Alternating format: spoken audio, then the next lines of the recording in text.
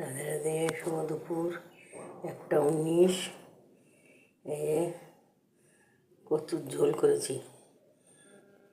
মুখে কচু যে বড় নেপালি কচু বলে ওটারে, ওই কচুর ঝোল করেছি।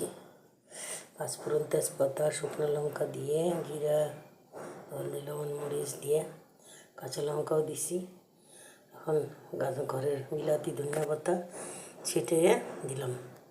ধনিয়া পাতা বাসারি আর হচ্ছে ভাত করলা বটি আর তো ভাত বাসি রান্না।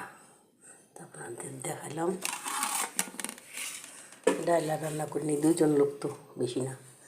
ডাল রান্না করে কী করবো, তেমনি ঝোল আর ভাত করলা বটি করলাম।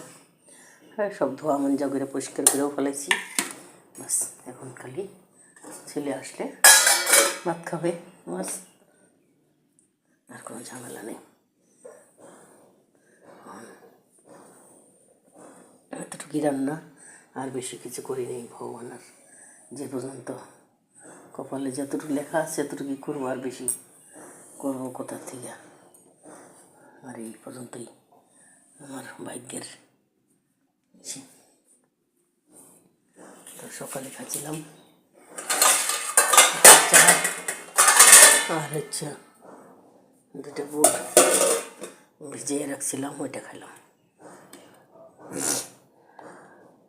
ঠাকুরের প্রসাদ খাচ্ছি, বাস। এখন রান্না করে রাখলাম, সব হয়ে গেল। তখন আপনাদেরকে দেখাইলাম।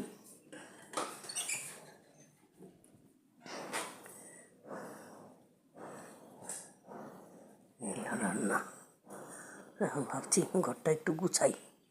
প্রচণ্ড ইঁদুর হয়ে গেছে ঘরের মধ্যে। জামা কাপড়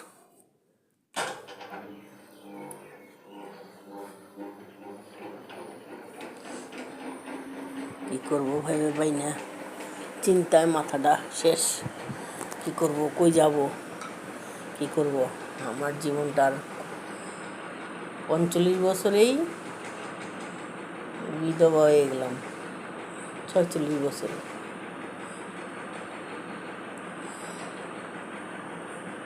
স্বামী চলে গেল। আমার থেকে স্বামীর বয়স বেশি, কিন্তু ভালোই ছিল স্বামীটা। হঠাৎ করে লকডাউনে মারা গেল।